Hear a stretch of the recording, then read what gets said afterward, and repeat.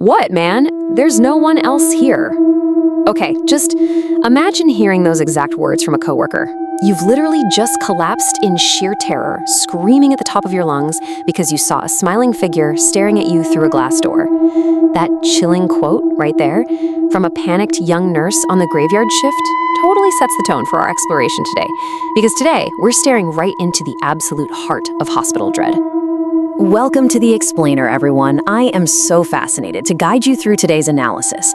We're going to be pulling back the curtain on 3 distinct, deeply unsettling psychological terrors. And the crazy part? These are all derived from real, documented accounts of hospital horror. We're looking at verified stories that show us exactly why medical settings trigger such primal alarm bells in our brains. So let's break down exactly how these environments do it. Okay, let's dive right into this. There's this huge, powerful contradiction at play here, right? Hospitals are structurally designed to be sanctuaries of healing. They're meant to save lives. But psychologically, man, they are incredibly potent sites of isolation, profound delirium, and honestly, our absolute darkest fears. In today's Explainer, we're going to categorize 3 true accounts into 3 distinct faces of fear, just to understand how our surroundings, our own minds, and our physical realities can literally turn a place of healing into a total nightmare. So let's hit our first face of fear. Section 1, the mind versus the supernatural. Okay, so our first account centers on this young, heavily sleep-deprived nurse. She's in her 20s, just a few weeks into a new job at a geriatric hospital, working the graveyard shift in an Alzheimer's ward, and one of her patients that night, a restless woman named Lena, is utterly terrified. She keeps saying there's a man dressed in black staring at her from the corner of the room. Spooky, right? Well, later that night, the nurse is totally alone, stalking a cart in this incredibly small, dead quiet linen room with the door shut. You know how time kind of moves in reverse on a night shift? Well, out of nowhere, in this absolute pin-drop silence, she feels what she describes as a large, heavy hand just grab her shoulder. She jumps, screams, spins around, and there is absolutely no one there. She peeks out into the hallway, nothing, dead quiet. So the really crucial question here is, was her severely sleep-deprived mind just playing vicious sensory tricks on her because she was spooked by Lena's warnings? Or was this a genuine, unexplainable paranormal encounter? The climax of this whole account is truly terrifying. So after brushing off that feeling of the hand on her shoulder, the nurse turns back to face the glass window of the closed door and immediately drops to the floor, totally hysterical. Because there's a man dressed in black standing right outside, looking through the glass, and he's just smiling at her. Her screams bring another nurse running over, who delivers that chilling quote we started with. What man? There's no one else here. But guys, it gets worse. When the traumatized nurse goes to check on her patient Lena, she asked her, hey, what did that man in black you saw look like? Did he have a smile? Lena's face instantly sharpens into this intense focus, and she just screams, how did you know? Get me out of here, he's coming. I mean, wow, Lena's inexplicable confirmation of the nurse's exact hallucination completely blurs the line between a stressed out mind and a real supernatural threat. Which brings us right into Section 2, delirium and hidden threats. Now, what's really interesting about this next slide is this terrifying step-by-step medical progression that completely strips away a person's grip on reality. So for this next patient, it starts with these incredibly painful headaches and deep lethargy. Then it morphs into auditory hallucinations. She literally hears a non-existent child calling her mom from downstairs.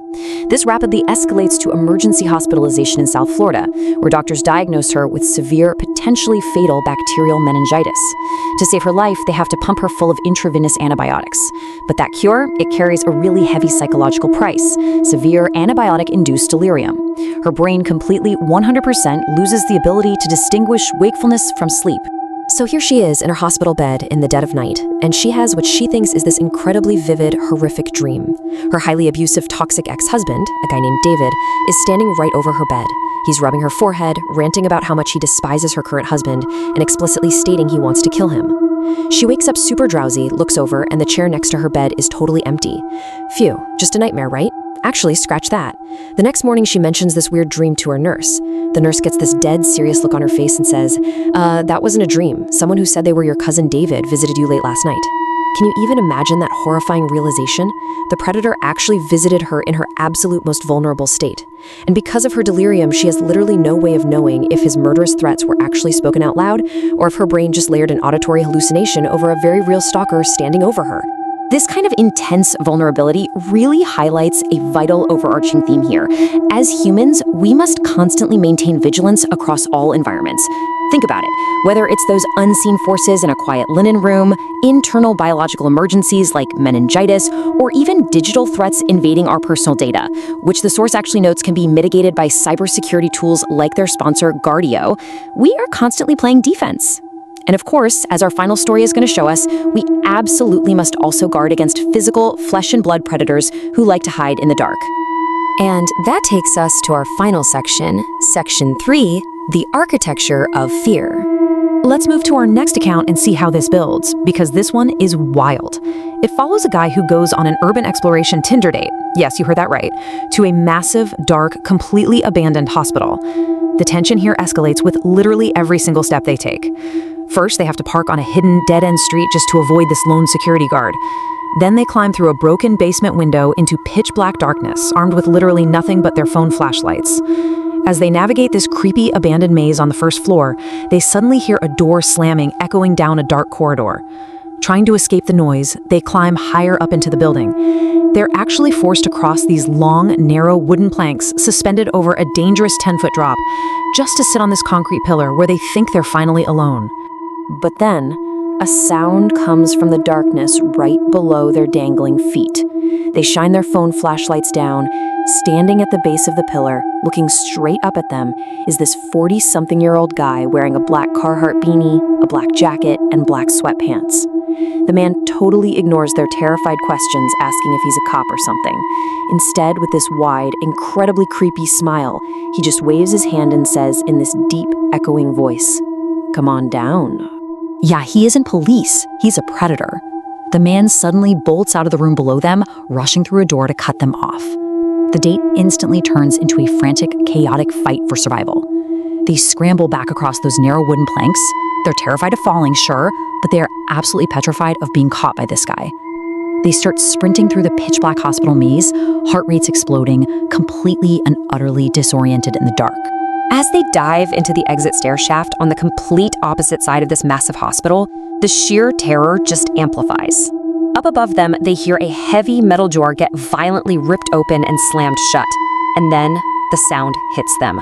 Boom, boom, heavy stomping footsteps echoing rapidly down the concrete stairs. That mysterious guy in the black beanie is literally chasing them down the shaft.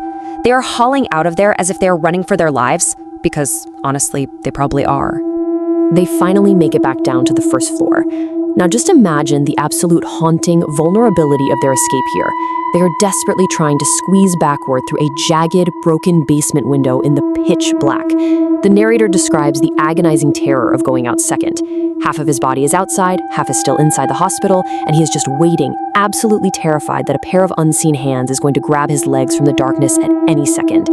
They finally tumble out, sprint across this massive parking lot, and lock themselves in his car, totally breathless and pretty much forever bonded by this sheer trauma.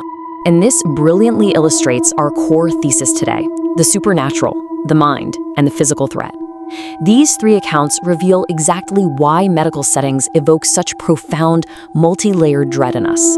A hospital is this unique space where the veil between life and death is super thin, where our own biology can literally turn against our perception of reality, and where empty, abandoned corridors offer the absolute perfect architecture for real-world monsters to hide. I want to leave you with this final, provocative thought. Based on the evidence we've explored today, which scenario truly chills you to your core? Is it the absolute helplessness of losing your own mind to delirium? Is it the unexplainable, isolating terror of facing the supernatural in the dead of night? Or is it the sheer adrenaline-fueled horror of running from a very real, physical predator in the dark? Think about your own psychological triggers. Thank you so much for joining me on this explainer today. And hey, stay vigilant out there.